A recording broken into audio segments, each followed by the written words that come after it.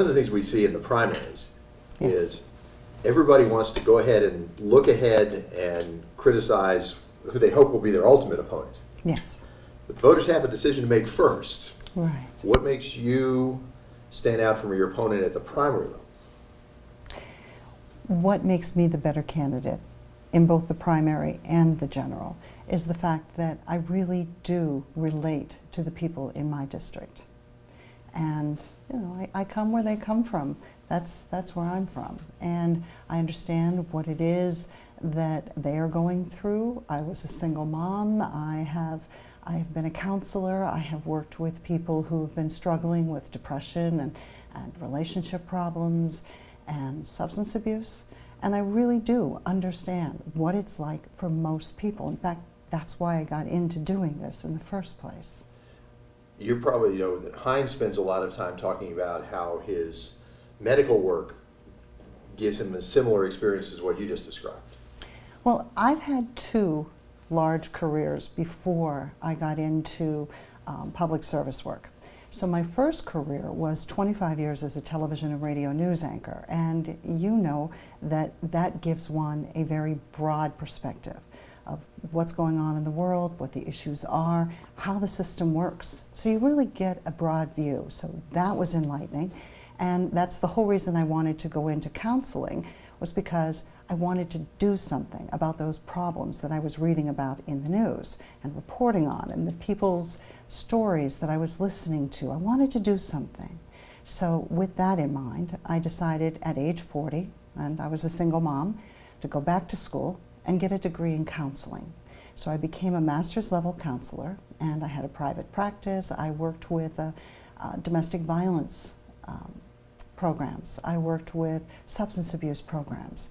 And that's what I did with a specialty in multicultural counseling. So working with people of all backgrounds is particularly important to me. But as I did that, in my work as a counselor, I really heard firsthand the stories, and I got it.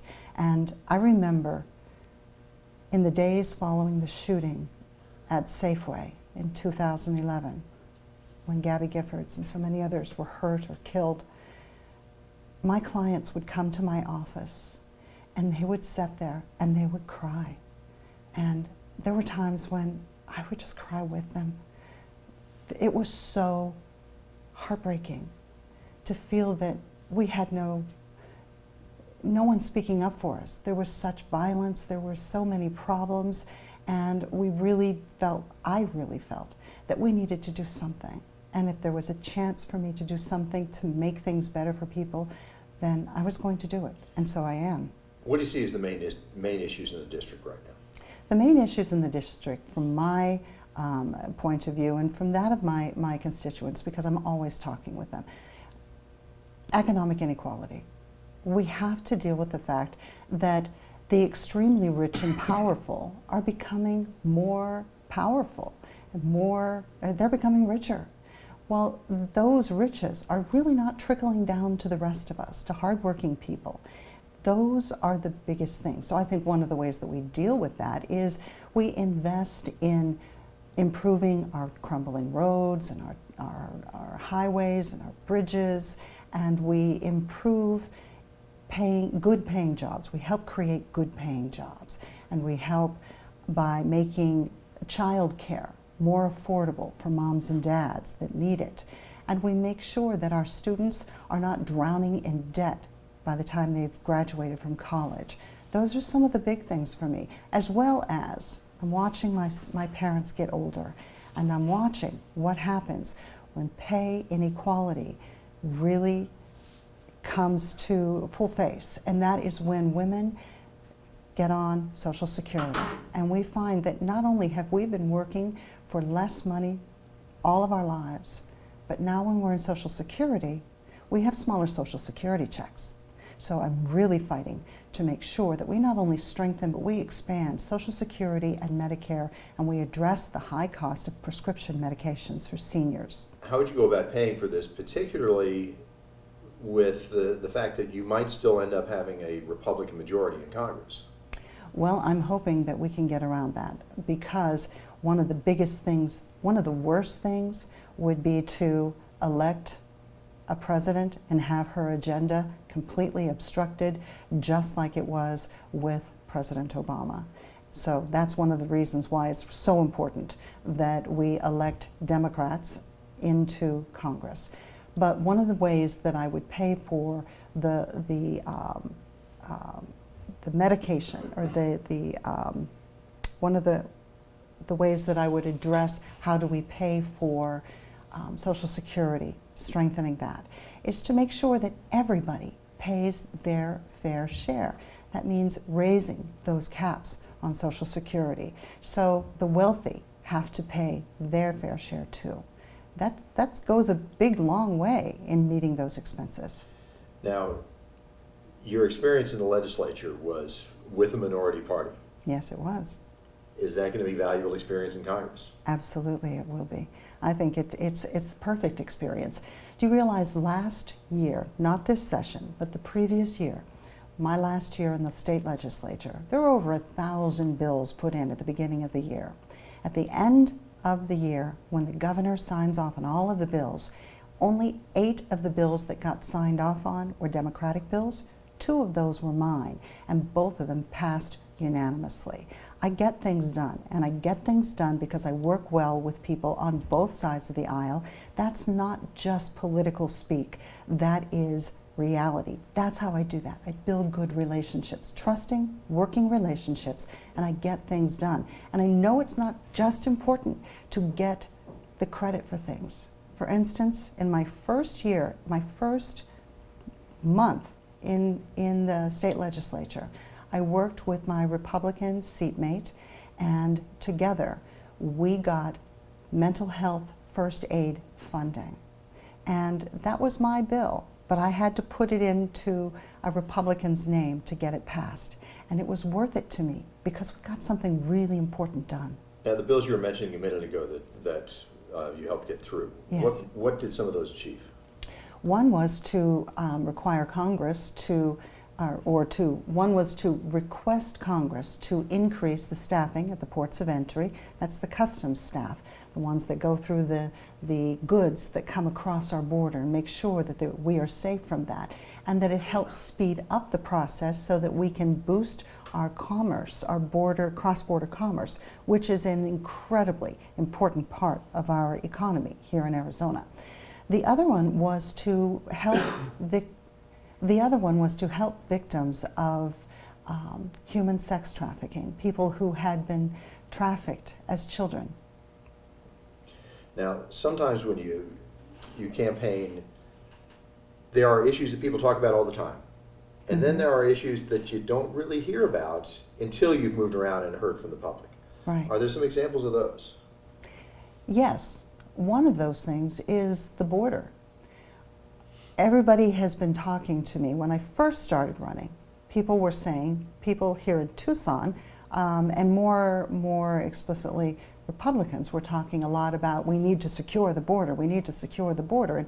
And everybody knows that that is important. That's something we really have to do. But what I've learned from talking to the people who live along the border in my district, along Douglas, is that yes, we need to secure the border. We have to. That's an important responsibility. But we also have to honor the fact that we have a borderland culture. We are a diverse mix of people. That's our beauty, that's our strength, that's who we are.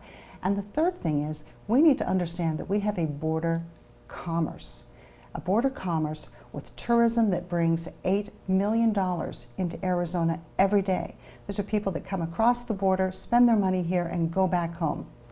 We also have a $30 billion a year border commerce just in Arizona. That's goods and services coming across our border with Mexico. Mexico is a thriving economy. If we are to ignore that, then we are shooting ourselves in the foot economically. We can't do that. To some degree, you just did this, but what would, if you're just, Speak up, Greg. Yeah. You can do this. Yeah, I only do this professionally. If you were putting together a character sketch of this district, Yeah. how would you describe it? I would describe it as a very diverse place. We have some of the wealthiest people in the state, some of the most highly educated people in the state. We have, just within a mile away from some of those groups, we have some of the poorest people in the state. We have nearly a third of the electorate are Latinos. And in the Democratic primary, and this is something that's encouraging for me, more than 60% of the Democratic electorate are women. We have a large Latino population, but we also have a large poverty rate, particularly among children. In the district, we have nearly 24% childhood poverty. That is something that's inexcusable. We should not have, in this day and age, in this country, we should not have anyone working full-time jobs and living in poverty. How would you solve that? That's my number one priority, and that is investing in our transportation infrastructure, investing in our clean energy economy, educating people, making sure that families have access to world-class education, pre-K, so early education, through 12th grade and into postgraduate school. So I'm talking making sure that we have a skilled workforce, and not just people that want to go to college, but people that want to excel in the trades as well. It's hard to do an election story anymore without at least asking a Donald Trump question. Do you think he will have an effect on the vote in this district? I think he's already having an effect in this district. The Republican incumbent is refusing to stand up for all of those people, those individuals that Trump is eviscerating with his talk. She doesn't even stand up when he incites violence, when he encourages violence. She's not standing up for people. She should. And I think that goes to show, her silence on all of these matters goes to show that she is not the moderate that people think that she is. Plus, we have a huge Latino population in Arizona, and they're not happy with what Trump is saying, and the fact that the incumbent is not standing up for them. She's not saying, hey guys, this is my district, stop it. She could, she should, but is she saying anything? No, no. She's saying she might still vote for him. That is not okay. That is not okay. You want a fighter, you want somebody who's going to stand up for the people who live here, and I will do that. I think that's going to do it, particularly in the limits of space and time we're going to have. Yeah. But anything you feel like you want to add? I think issues that are important to women are going to be especially big this year. And the fact that I'm a woman matters, because we not only have a gender pay gap, we have a leadership gap when it comes to women. We are on the verge of perhaps having our first ever woman president. We have only 19% of Congress are women. But we not only need women in leadership positions, we need pro-choice Democratic women in positions of leadership, because if we had that, then we wouldn't have Congress arguing over birth control. They'd be talking about jobs and the economy. Do women tend to bring a different quality to the table when it comes time to solve a problem, political problem perhaps? Women bring a different perspective to the table when it comes to these issues. It's personal. It's personal. We get paid less. We don't get as much respect. We don't have equal rights under our Constitution.